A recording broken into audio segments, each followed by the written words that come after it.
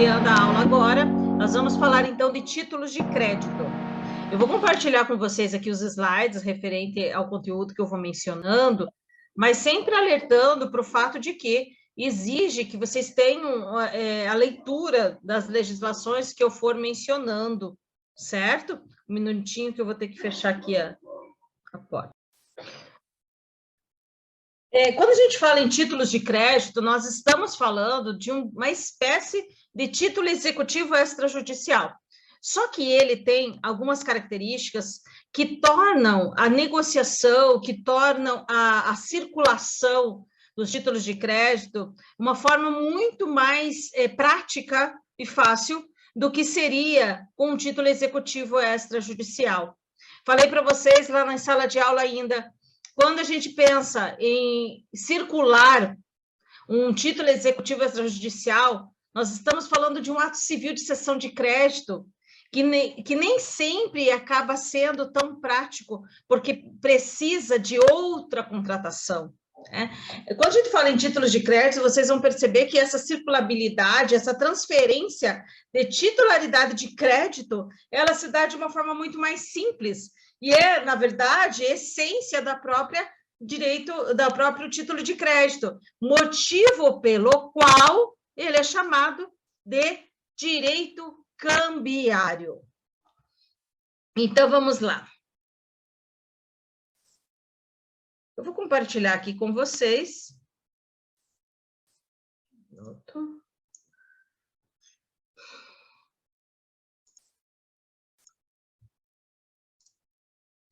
Por gentileza, me confirmem se vocês estão vendo o slide, mas o slide em tamanho maior, não o slide com o...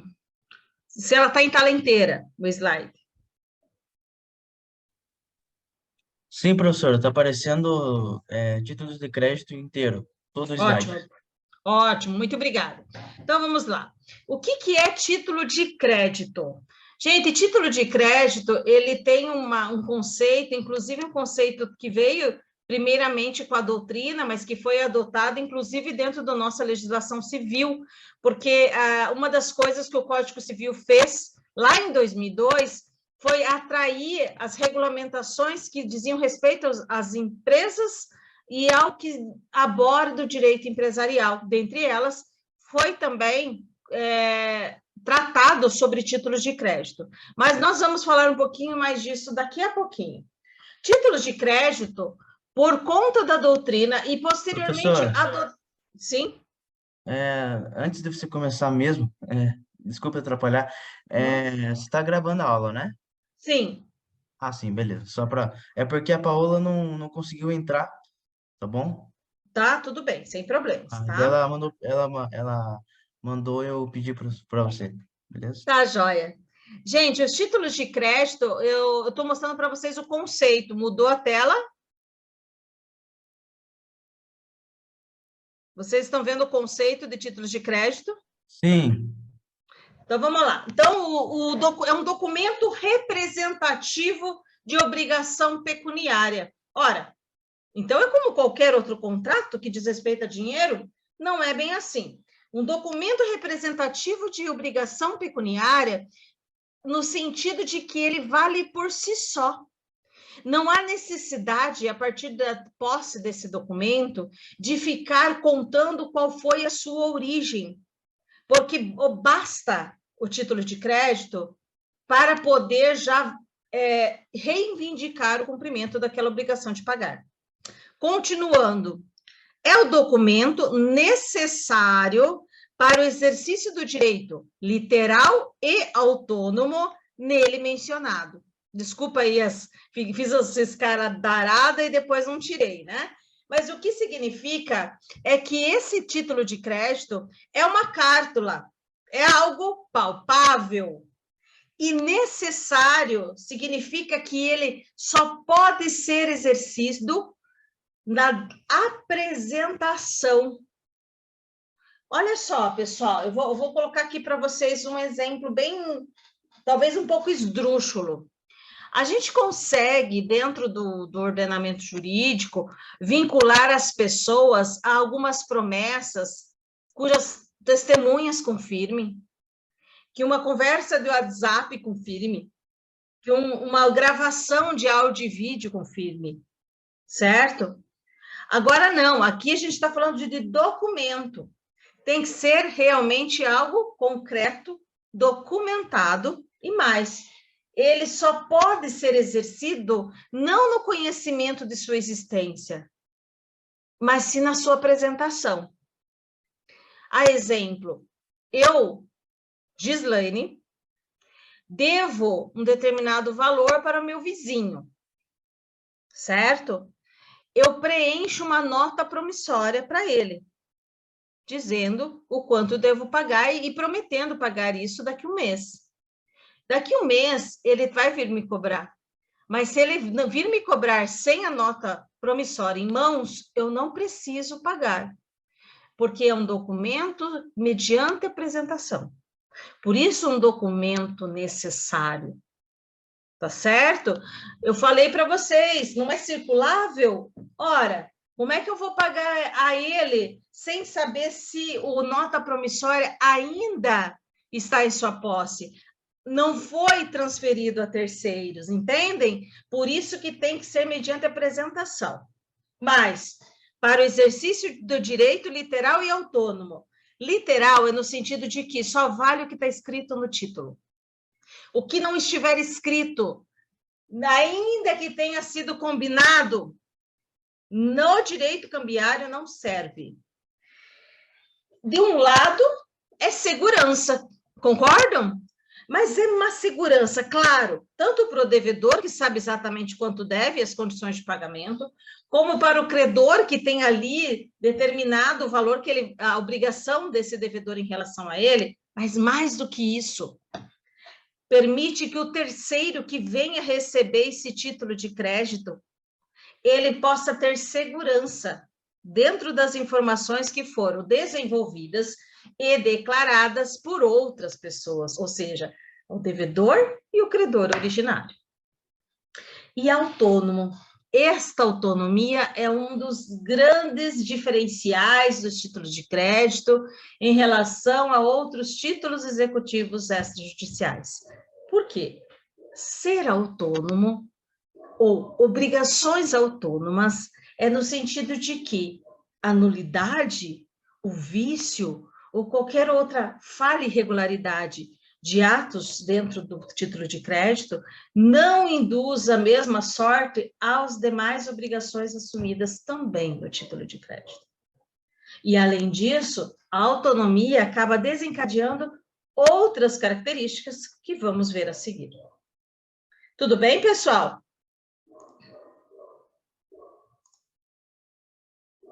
Opa!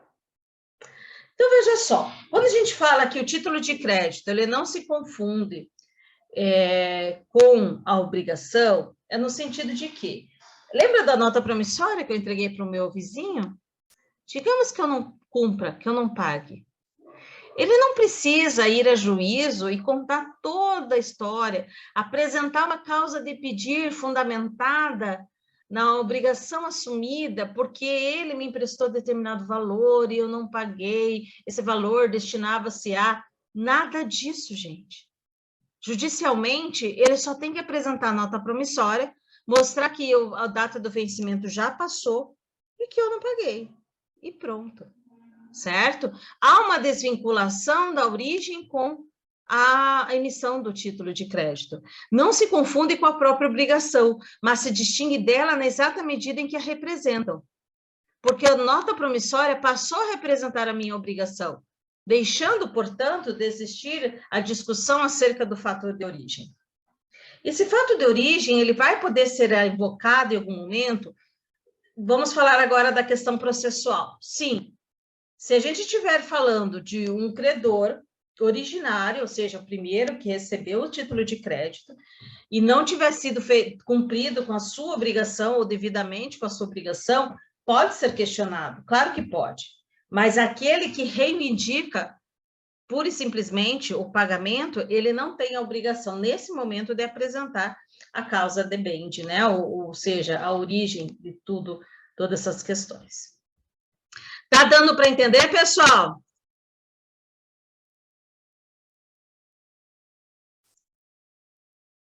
Vocês falem comigo. Então, estamos em muito poucos aqui.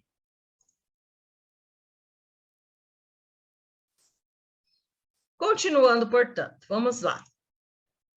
O Código Civil, em seu artigo 887, dispõe: o título de crédito é documento necessário ao exercício do direito literal e autônomo, nele contido, somente produz efeito quando preenche os requisitos da lei.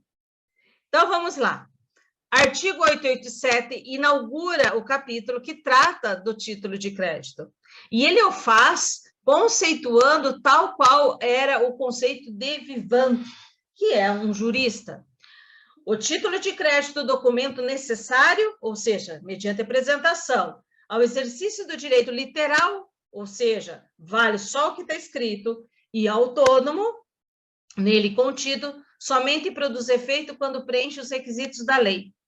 Vocês vão verificar que cada um dos títulos de crédito, eles possuem legislações e dedicam, pelo menos um dos artigos, a dizer quais são os requisitos. Então, vocês vão ter lá os requisitos da letra de câmbio.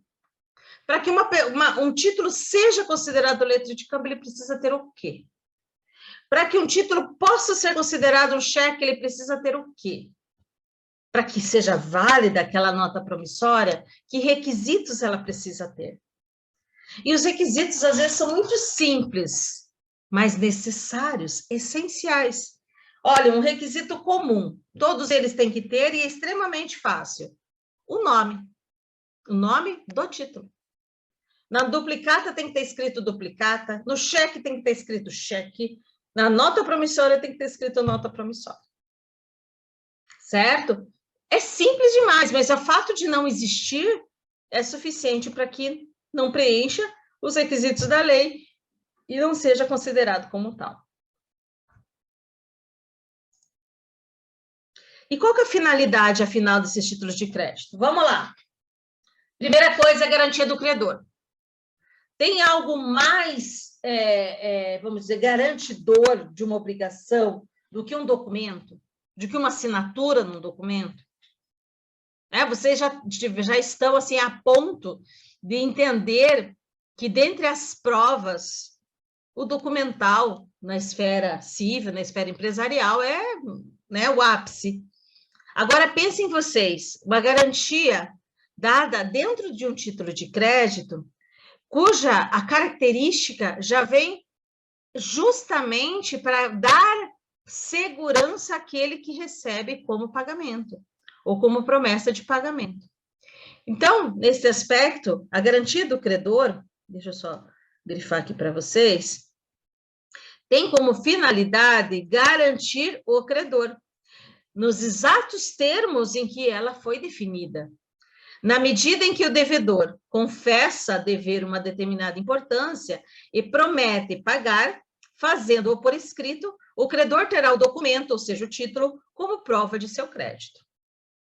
Certo? Mas além da garantia do credor, e eu estou falando não só do credor originário, como dos outros credores que possam surgir por conta da transferência desses títulos. Nós também temos a circulação do crédito. Como assim? Os títulos de crédito, eles sendo meios de circulação de valores, podem ser transferidos a terceiros, ou seja, é possível transmitir o título recebendo antecipadamente o valor nele constante. Eu não lembro qual foi o aluno na última aula até que falou assim, que você pode descontar. O que é descontar? Você pode receber adiantado o valor correspondente. Você pode receber antes do vencimento de outrem, que vai ficar como credor daquele título. Vamos colocar um exemplo bem clássico aqui para vocês. Duplicatas. Quem emite duplicatas são aqueles que realizam venda mercantil, certo? Então, eles são os credores de uma compra e venda mercantil. Também de prestação de serviços, certo? Mas vamos pensar no exemplo de uma determinada concessionária de veículos que emite uma duplicata para que uma pessoa venha fazer o pagamento daqui 30 dias do valor restante da compra, certo? Antes disso, com a duplicata devidamente aceita, ou seja, assinada pelo devedor, esta concessionária leva ao banco e pede para receber antecipadamente. O banco recebe e, mormente, o banco fica como credor daquela duplicata, certo? Então, isso é muito comum, o adiantamento. Ou, simplesmente, não precisa nem ser para fins de adiantamento, pode ser para fins de quitação de dívidas daquele originário credor ou de outras pessoas que venham a surgir na condição de credores.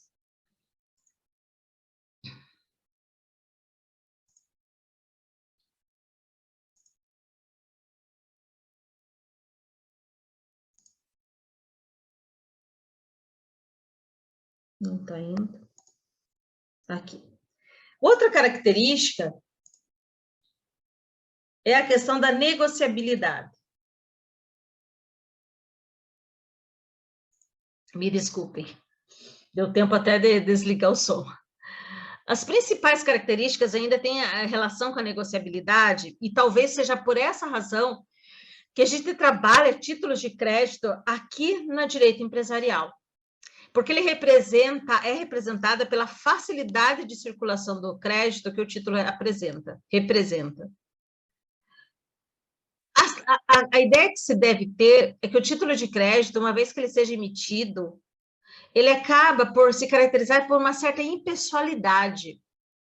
Algo que esteja na mão de quem estiver, ou esteja endossado, identificado a quem estiver, o devedor ele vai ficar obrigado aquele pagamento àquela pessoa indicada. Então, a negociabilidade é justamente permitir o tal do endosso, ou o tal da transferência, ou o tal da garantia por terceiros. É essa negociabilidade que torna o direito essencialmente cambiário, né? Essencialmente de trocas e negociações. Então, assim, um título de crédito pode ser transferido mediante endosso, assinatura no verso do título, certo? Que pode ser em preto, peraí, vou tirar isso aqui, que pode ser em preto quando declara o nome do beneficiado ou em branco quando não faz. Nós vamos ver aí na sequência sobre endosso, certo?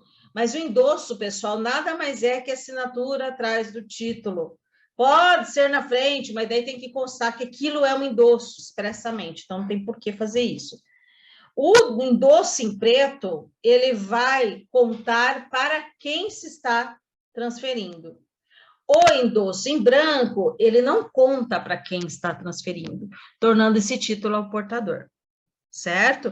Deixa eu fazer o seguinte aqui com vocês agora, eu vou parar de compartilhar um pouquinho.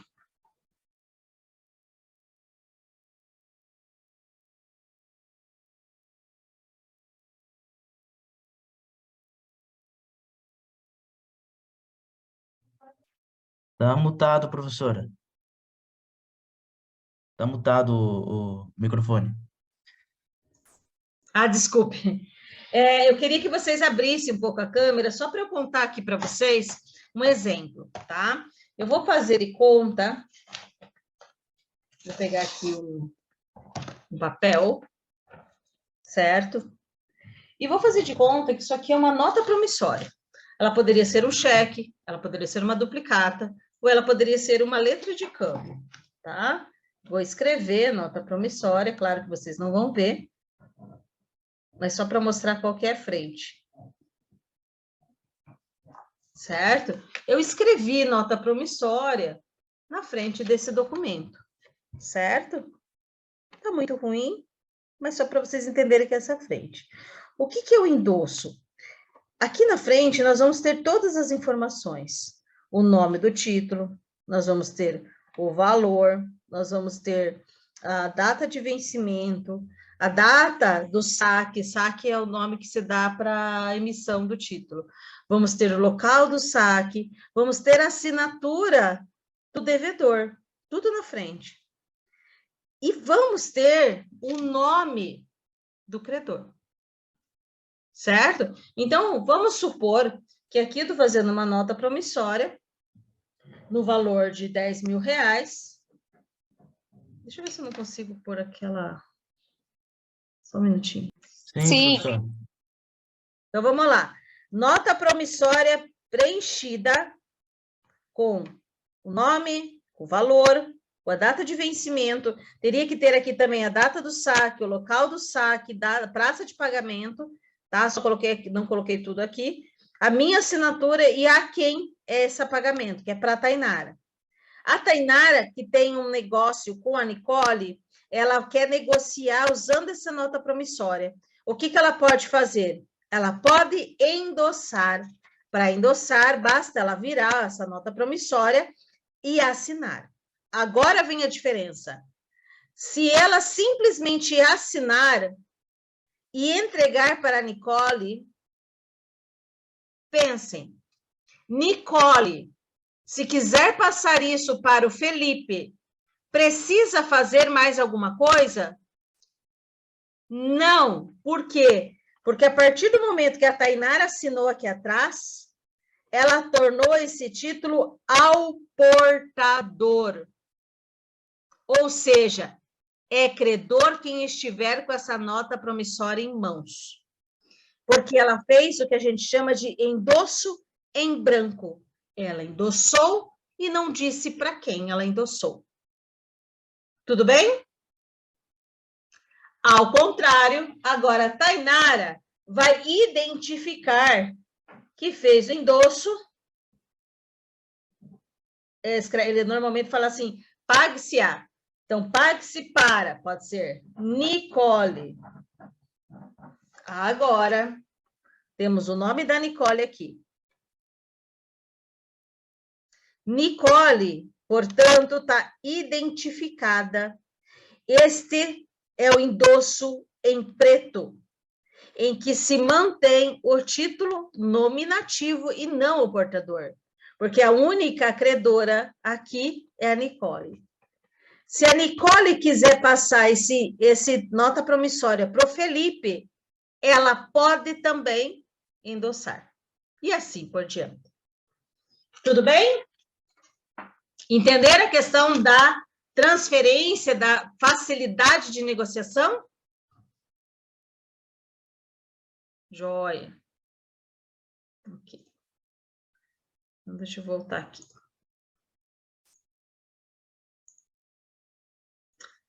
Bom, vamos aqui ainda falar. Deixa eu ver, deixa eu lembrar aqui se eu estou gravando. Tô. Vamos falar ainda da executividade. A executividade já é uma reforma de representação da garantia de se ter um título de crédito. É uma forma mais ágil. Vocês já estudaram a execução dos títulos, não é verdade? Não é muito mais rápido você ter um título a executar do que ter um documento para realizar uma ação de cobrança ou até mesmo uma monitória? Sim, porque justamente essa questão da executividade que torna tudo mais ágil. E por isso se adota, né? Se escolhe ter a obrigação representada por títulos assim. Então, a executividade é representativa da garantia de cobrança, mais ágil, quando o credor resolve recorrer ao judiciário visando a satisfação do crédito. A executividade assegura uma maior eficiência para a cobrança do crédito representado. Inclusive, dentro do elenco dos títulos executivos, lá do CPC, estão também alguns os títulos de crédito. E muitas leis que regulam títulos de crédito, elas deixam expressa, e se refere a um título de crédito, ou, né, mais do que isso, né, título executivo extrajudicial. Aqui estão as principais modalidades: a letra de câmbio, a nota promissória, o cheque, a duplicata. Tem outros títulos de crédito? Tem outros vários. Só que esses aqui, gente, são aqueles que antecedem até mesmo o Código Civil. Na verdade, eles antecedem até nós mesmos. A letra de câmbio e nota promissória, ela já veio regulada e a mesma coisa regula antes que eu nascesse. Imagine vocês, né? Assim como o cheque e a duplicata, porque eles são tão usuais, né? Eles têm assim uma recorrência no mercado que acabou por nunca deixar de ser realizado, de serem adotados. Depois do Código Civil de 2002, nós temos outras regulamentações acerca dos títulos de crédito. E neste aspecto, eu tenho uma coisa a destacar para vocês. Pessoal, nós vamos ter normas dentro do Código Civil sobre títulos de crédito. À parte, nós temos leis mais antigas, mas que não foram revogadas pelo Código Civil. Por quê? Porque são leis especiais. E vocês já conhecem a regra de que a lei especial não é revogada pela lei geral posterior, certo? Então, muitas das coisas que vocês vão ler no Código Civil não se aplicam à letra de câmbio, à nota promissória, o cheque e a duplicata, porque elas regulam a mesma matéria de forma diferente em suas respectivas legislações. Isso é muito importante vocês saberem, porque o Código Civil ele traz muitas coisas contrárias ao que cada uma das leis especiais trata. Certo? E eu quero, por isso que eu vou pedir para vocês, vai acabar essa nossa aula em 5 minutos, mas eu quero que vocês retomem, só para que eu tenha oportunidade de contar a vocês sobre os princípios gerais do direito cambiário. Não são princípios por mera doutrina, mera teoria, não. São princípios que a gente utiliza, pessoal, na defesa dos direitos, seja do credor, como do próprio devedor, e de uma forma recorrente. São muito práticos realmente e muitas vezes eles são fundamentos para aceitação ou não de pedidos, certo? Veja só, são 3 princípios, contudo, um desses princípios, que é a da autonomia, ele vai ainda se subdividir em mais 2. Então, o que vocês vão ver aqui são, na verdade, 5 questões, sendo 3 princípios e 2 subprincípios, igualmente importantes. Vamos lá? 4 minutos e 30 e poucos segundos para a gente poder falar nessa primeira parte. Vamos falar, portanto, Oi. Eu fiz uma pergunta ali no chat, acho que você não viu. Endossar, então, só para entender melhor o que seria endossar. Endossar seria, então, transferir o título de crédito? Isso mesmo. Uma mera assinatura no verso? Você faz só assinatura no verso e essa assinatura no verso, ela tem como efeito a transferência do crédito, a transferência do título. Então, não adianta você só entregar o título sem a assinatura de quem consta como credor. Entendeu? Você tem que assinar e esse endosso transfere o crédito para quem você está entregando o título. Beleza, entendi. Entendeu? É que nem aquele caso, como é que é, a Tainara recebeu a nota promissória que eu emiti para ela. Ela assinou atrás e entregou para a Nicole. Então, nesse caso, nós temos 2 atos. Endosso, ou seja, assinatura no verso, e a entrega, a tradição do título. Certo? São esses 2 atos, com esse efeito de transferir o título, tá? Agora, a partir do momento que a gente tem um título em branco, como aquele, no caso dela ter endossado em branco para Nicole, e aí a Nicole quis passar para você, aí, neste caso, como era um título ao portador, porque não estava dizendo a quem, aí bastava, não precisava do endosso. Aí a transferência se dá por mera tradição. Essa é a diferença de ter um título com identificação do credor ou não. Entendeu? Entendi, professor. Obrigado. De nada. Gente, sobre a literalidade. A literalidade, ela diz respeito ao fato de que tudo que está ali no documento, ele deve ser observado, mas que nada que esteja no documento vincula as partes. Para que o título... desculpe, vamos direto para o próximo slide.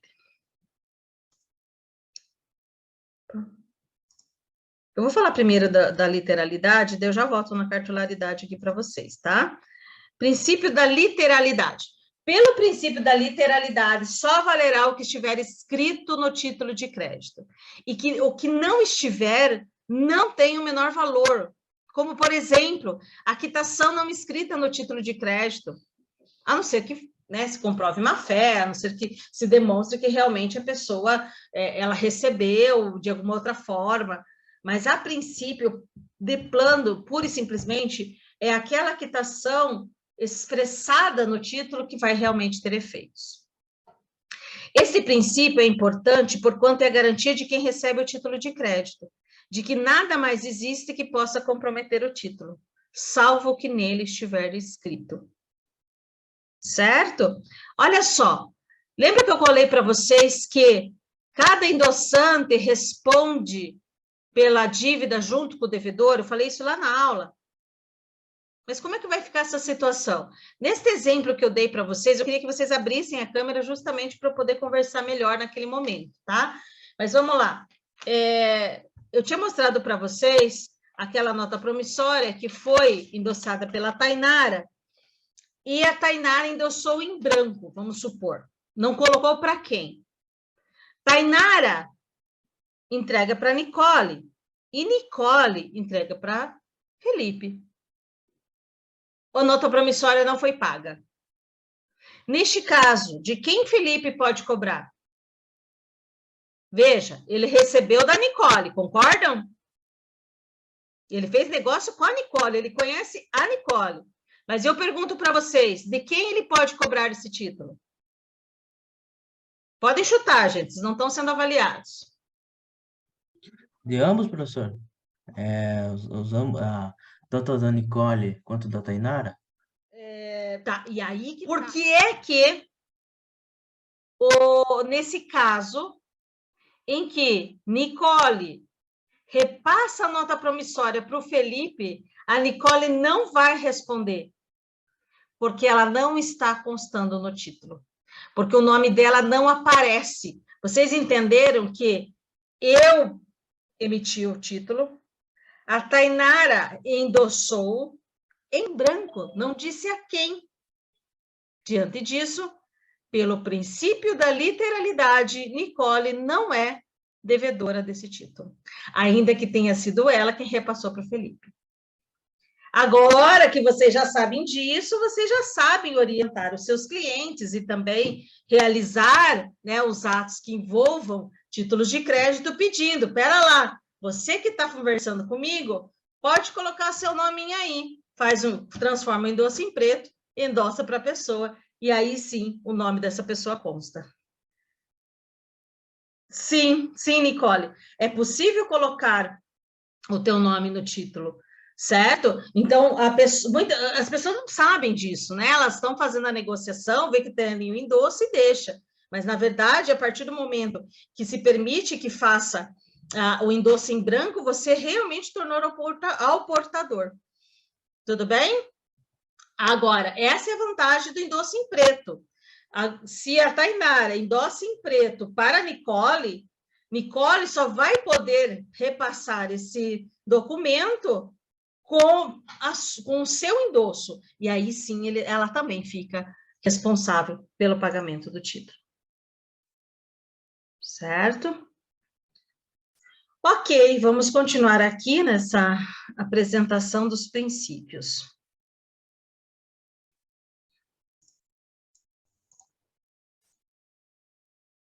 Então, começando pela literalidade. Então, pelo princípio da literalidade, só valerá o que estiver escrito no título de crédito. Exemplo, a quitação não escrita não seria considerada. Já falamos até disso, né? Esse princípio é importante porque é uma garantia, né? Garantia para todas as partes envolvidas no processo. Aqui a gente tem a questão da garantia pelo devedor, porque ele se compromete apenas no limite da cártula, e, por consequência, nada mais poderá lhe ser cobrado. Uma coisa assim, importante dentro do princípio da literalidade. Se a gente combina, né, entre partes, devedor e credora, algum tipo de desconto especial em caso de pagamento antecipado, algum tipo de combinado em relação ao parcelamento, alguma forma de recebimento parcial da dívida, gente, tudo isso tem que ficar escrito no documento. Pode escrever no título. Tá certo? Deve escrever dentro do próprio título. Não existe maior formalidade para isso. Aliás, eu vou contar para vocês que para fazer uma nota promissória basta caneta e papel, porque não existe um modelo padrão, basta que conste ali todos os requisitos, certo? Nós vamos ter títulos que podem ser feitos livremente, né, forma livre, e tem outros que tem padrão, como, por exemplo, o cheque, que é padronizado. Já vou falar sobre isso para vocês na próxima aula.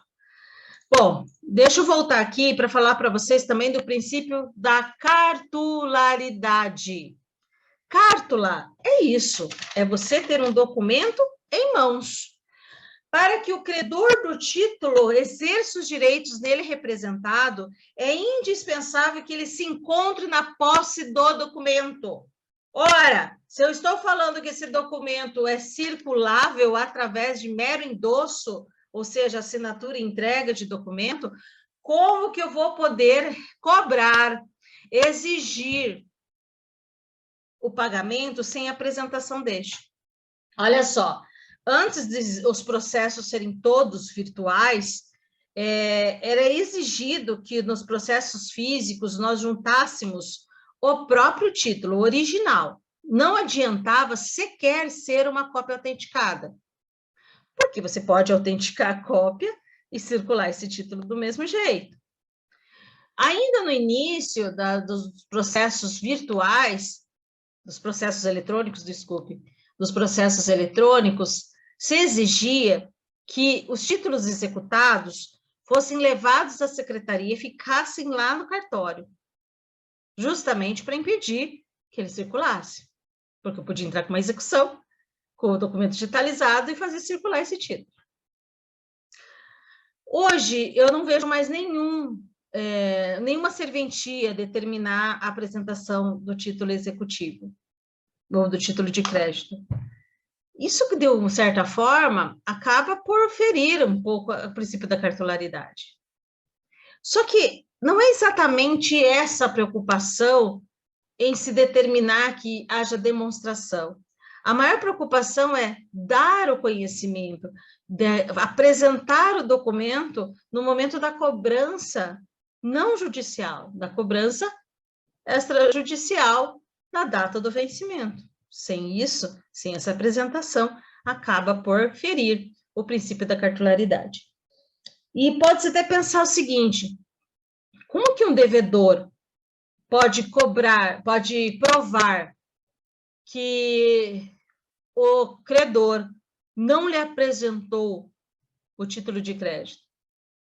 Consignação em pagamento, tá? Então, consigna-se em pagamento para demonstrar que você quis pagar, mas não pagou para aquela pessoa porque ela não demonstrou, não apresentou o título de crédito. E que não deve ser liberado até que eu faça, tá?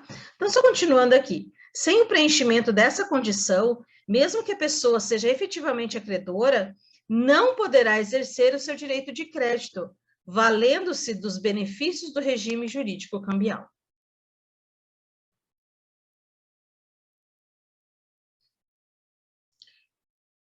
A partir da definição legal do artigo 887 do Código Civil, é possível concluir que a expressão documento quer dizer que o título de crédito é o documento escrito em algo palpável, portanto material, e assim não se admite, por exemplo, uma gravação em que o devedor confesse o débito.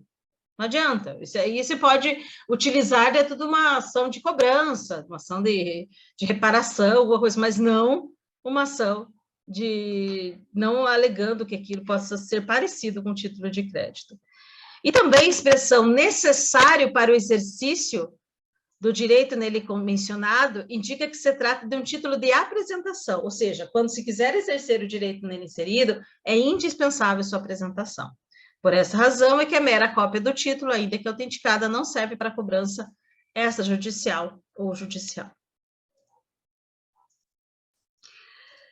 E o último princípio, mas calma lá, temos mais 2 subprincípios, vem da autonomia. O princípio da autonomia, ela vem de encontro com as seguranças que se tem em relação às pessoas que estão se vinculando ao título. Vamos seguir o que está escrito aqui. significa que as obrigações representadas por um título de crédito são independentes entre si. A expressão autonomia indica que qualquer pessoa que se vincular ao título de crédito assume uma obrigação autônoma, independente da legitimidade das obrigações assumidas por outro. Eu vou colocar para vocês o exemplo do avalista. Avalista é diferente de endossante, tá? Endossante é aquele que era credor e depois transferiu seu título para outro. O avalista, ele é diferente. Ele é uma pessoa que está avalizando um devedor que, se não pagar, ele é responsável tal qual o seu avalizado. Então, um exemplo, né? A mesma notinha promissória que eu tinha mencionado para vocês. Eu assumi pagar R$10.000 para a Tainara. Só que a Tainara exigiu a avalista. Ela cansou de me cobrar e ela quer uma segurança maior. E eu chamo, sei lá, minha mãe para ser a minha avalista, certo? Neste caso, digamos que haja alguma coisa que torne a obrigação que eu assumi nula, porque eu estava sem a minha capacidade civil plena, ou porque eu estava representando uma pessoa que eu não tinha poderes para representar, seja o que for. A obrigação que minha mãe assumiu como avalista continua íntegra. Cada obrigação assumida no título, ela é observada individualmente. Ela não se corrompe e nem se altera por conta dos defeitos das outras obrigações. Continuando aqui. Assim, aquele que legitimamente lançou sua assinatura no título de maneira válida, seja que título for, não pode opor-se ao portador. Não pode se opor a não pagamento, porque outro teve um defeito na sua obrigação. Da mesma forma que, se uma das obrigações for nula ou anulável, não prejudica a outra obrigação assumida, como dos endossantes posteriores, dos avalistas dos endossantes, porque endossante também pode ter avalistas, tá?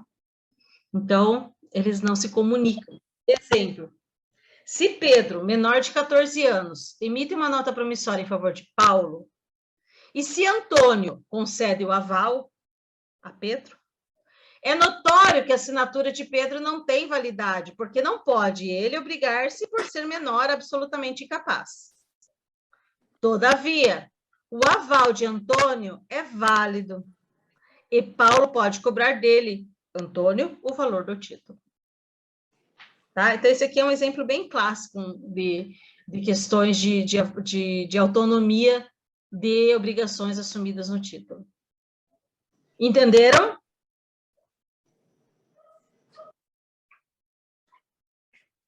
Ou não?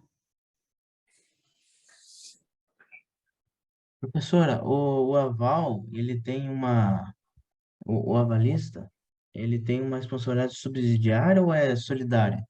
Solidária. Solidária. O avalista, ele responde tal qual o seu avalizado. Na verdade, Felipe, todas as obrigações do título de crédito vai ter a figura os endossantes, por exemplo, eles são codevedores, co-obrigados, certo? Todos eles respondem solidariamente. Você não tem uma ordem a seguir. O que você tem é, depois de pago, quem pagou tem uma cadeia a observar, e ele vai ver quem o antecedeu. Ele não vai poder cobrar dos outros que vieram depois dele. Entendeu? Entendi, obrigado.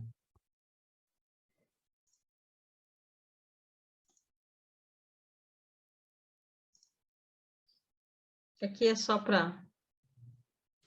É a mesma coisa. A autonomia dos títulos de crédito é importantíssima para a segurança do portador do título, porquanto dispensa a verificação da legitimidade das assinaturas anteriores. Né? Se eu tenho, no mínimo, né, a segurança, a garantia de que com quem eu estou contratando eu conheço e sei que tem capacidade, às vezes até solvência. Então, isso permite que haja realmente uma reciprocidade nesse tipo de relação negocial.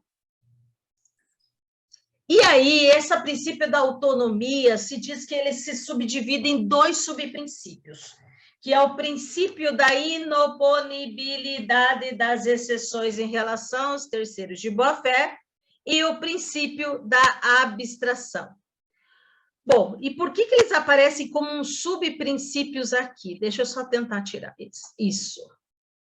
Porque ambos os subprincípios, eles só começam a ser aplicados após o endosso, ou seja, depois que eles passam a circular.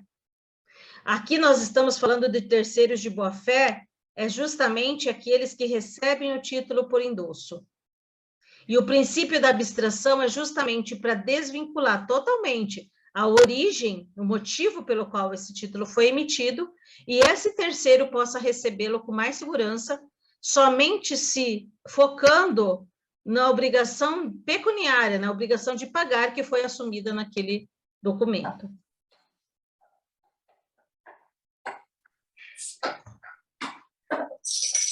Bom, então falando da inoponibilidade das exceções em relação aos terceiros de boa-fé.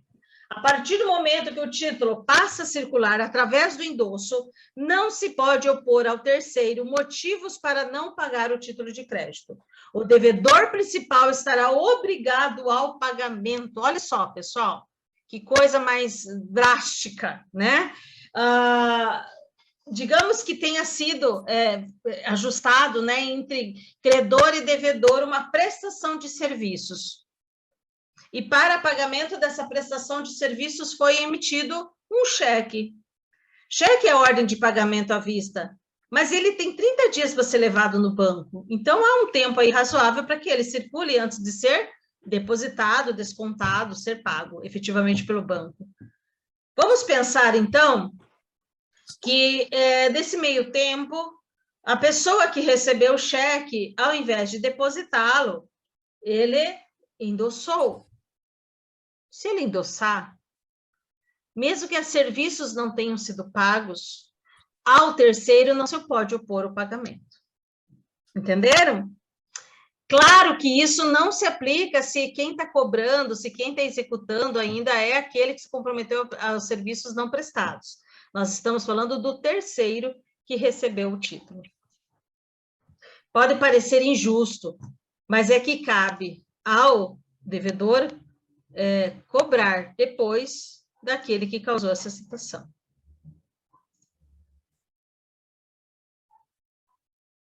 Então, o devedor principal estará obrigado ao pagamento, mesmo que haja motivos para que ele discordasse.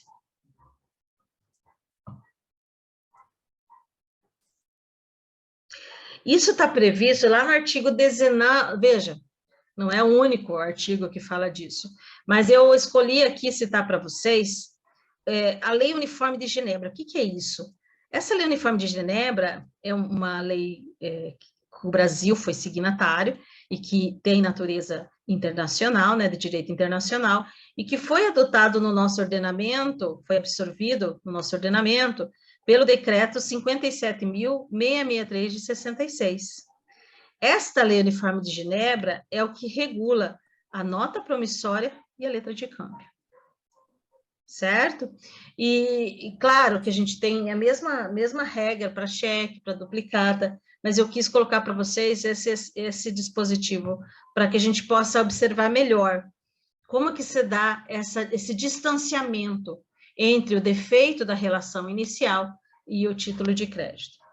As pessoas acionadas em virtude de uma letra não podem opor ao portador exceções fundadas sobre as relações pessoais delas, como sacador, ou com os portadores anteriores, a menos que o portador, ao adquirir a letra, tenha procedido conscientemente em detrimento do devedor. Então, deixa eu colocar aqui para vocês essas situações. Sacador, quem é esse? Sacador é o nome que a gente dá para quem emite o título, certo? Quem está se comprometendo àquele pagamento. Por que chama de sacador? Porque a criação de um título se chama saque. Não tem nada a ver com o saque que a gente faz no banco, tá? É a criação do título. Não se pode, então, alegar uma relação pessoal entre o sacador, entre o devedor que assinou o título, ou com os portadores anteriores ao atual. A menos que o portador, a menos que esse terceiro não tenha boa-fé, né? Tenha agido conscientemente em detrimento do devedor. Por isso que é dito inoponibilidade das exceções em relação a terceiros de boa-fé. Tudo bem, pessoal? Deu para entender? Sim. Não. E aí, deu para entender ou não? Se eles não entenderam, muito menos eu, prof. Cheguei agora. Eu saí para fazer umas coisas, cheguei, não consegui entrar na minha casa, prof. Esse povo na rua aí, dançando, pulando, não consegui chegar. Ah, Cheguei meu Deus, agora. eu fiz tudo correndo para estar em casa antes de começar a animação. Fecharam tudo, professora. Eu fiquei sabendo que iam fechar mesmo. Mas fazer o quê, Nilce? É para uma boa causa, é para pôr mais alegria nessa cidade. Não tem nada de cultura nesse negócio aí, não, professor. É alegria. Foi só É alegria. Olha só, gente, como vista, a lei não permite que as relações pessoais entre os coobrigados possam ser discutidas como fato jurídico que permita ao devedor se negar ao pagamento do título. A expressão as relações pessoais que consta da lei, no caso, significa qualquer relacionamento entre os coobrigados. Bom, e também tem o princípio da abstração. Abstração do crédito, é claro, a ideia é, né, que a origem, o motivo pelo qual o título de crédito foi emitido não seja mais o foco da discussão, porque o documento é representativo de uma obrigação pecuniária. Ocorre que a abstração ela se consuma efetivamente quando é posto o título em circulação. A abstração não é do título, porque o título tem que ser concreto, né? Tem a cartularidade, mas do crédito nele inserido, a ponto de que o terceiro que está recebendo, ele está recebendo uma confissão de pagamento, que é devido ao pagamento de 10 mil reais, a exemplo. E não tem que ficar se apegando ao que levou eu emitir uma nota promissória para a Tainara no valor de 10 mil reais. Isso não importa mais. Então, uma vez criado e colocado em circulação um título, o crédito nele inserido desprende-se da casa de origem, valendo por si mesmo. A abstração também é importante, porque se não existisse, o portador do título ficaria sempre na insegurança e na incerteza da legalidade da existência do crédito. Ou seja, gente, a abstração, ela tem relação total com a inoponibilidade das exceções em relação aos terceiros de boa-fé. Se, de um lado, você não permite a discussão das relações interpessoais das partes de origem, dos coobrigados anteriores, você também não tem aqui mais momento para discussão da origem, no caso do princípio da abstração. Tá? Então, eles casam para que possa realmente assegurar melhor o credor. Certo? Bom, pessoal, na próxima aula eu vou falar com vocês rapidamente aqui sobre, deixa eu colocar mais embaixo, sobre a classificação dos títulos de crédito, tá? Isso aqui é rapidinho.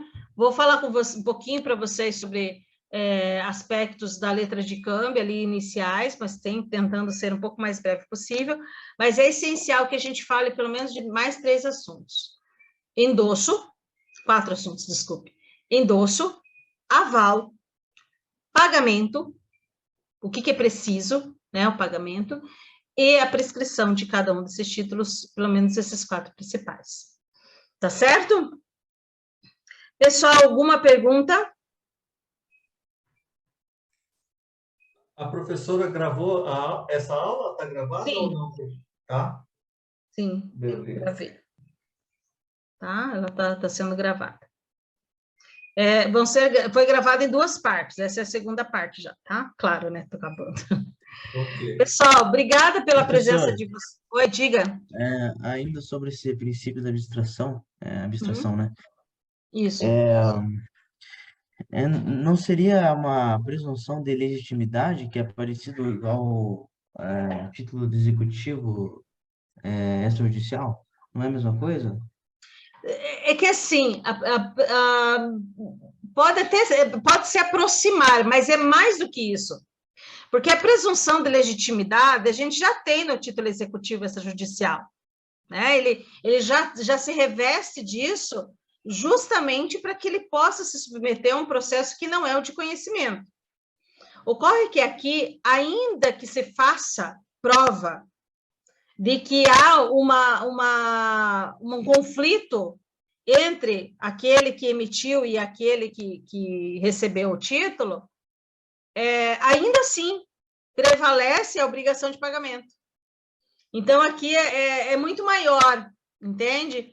Do que efetivamente só a presunção que é inerente aos outros títulos aos outros títulos executivos, tá? Mas sim, ele se aproxima, sim, ele tem a mesma finalidade de dar garantia àquele que está recebendo, mas aqui ele supera até mesmo essa questão da presunção.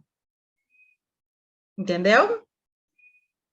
Mas então, num processo de execução de título extrajudicial, mesmo que apresente lá um embargo de execução em que prove a ilegitimidade na origem, Uhum. então vai ser considerado devido, é legítimo ainda, apesar de tudo. Exatamente. Porque ele é terceiro de boa-fé.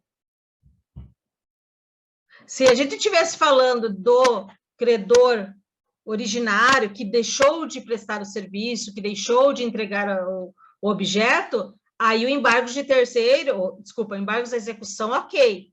Por exemplo, eu comprei uma quantidade de madeiras e me entregaram pela metade. Esse mesmo que me forneceu madeiras, ele entra com uma ação de execução contra mim. E eu falo, não paguei mesmo, afinal de contas, eles me entregaram pela metade, menor quantidade. Entro com embargos à execução, comprovo que eles fizeram isso e pode ser julgado procedente o meu pedido para não me obrigar aquele pagamento, entendeu? Se tiver com aquela pessoa que deveria ter me fornecido regularmente. Agora, se ele acaba endossando para um terceiro, mesmo que no embargo à execução eu demonstre tudo isso pelo princípio da inoponibilidade das exceções em relação aos terceiros de boa-fé e da abstração, eu vou ter que pagar mesmo assim. Claro que daí eu posso usar a mesma sentença, as mesmas provas, para entrar com ação de regresso contra o endossante, mas eu vou ter que pagar para aquele credor. Mesmo nos embargos à execução, tenha sido demonstrados os meus argumentos para não pagamento. Então, esse princípio da abstração é só com relação ao terceiro de boa-fé, Isso, apenas. exato. É porque eu pensei seria um subprincípio da Autonomia. princípio da autonomia, Uhum. mas achei que não tinha a ver tão exclusivamente ao terceiro de boa-fé. É só em relação aos terceiros. Só Tanto a relação ao terceiro. disponibilidade como a abstração, elas se operam quando o título já foi endossado. Entendi, obrigado, professor. De nada, imagina. Esse slide a gente não tem ainda, né, professor? Eu mandei para Paola, Então ela mas vai eu deve ter posso colocado reiterar. no. Não, eu acho, eu não vi ainda, professor, por isso. Então tá bom. Mas qualquer coisa eu envio novamente, tá? Tá bom, obrigado, professor.